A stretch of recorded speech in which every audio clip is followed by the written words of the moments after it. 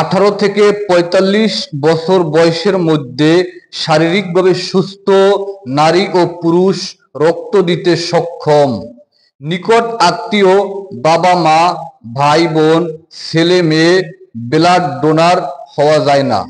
4 মাস পর পর বছরে 3 বার রক্ত প্রদানে শরীরের কোনো ক্ষতি হয় না।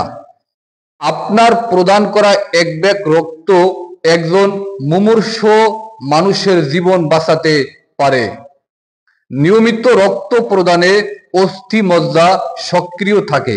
শরীরে hepatitis B, hepatitis C, malaria, syphilis, HIV বা এইডস এর মতো বড় কোনো রোগ আছে কিনা তা নিয়মিত রক্ত প্রদানের সময় পরীক্ষাতে জানা যায়।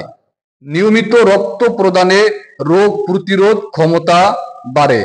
নিয়মিত রক্ত প্রদানে ক্যান্সার হওয়ার ঝুঁকি কমে।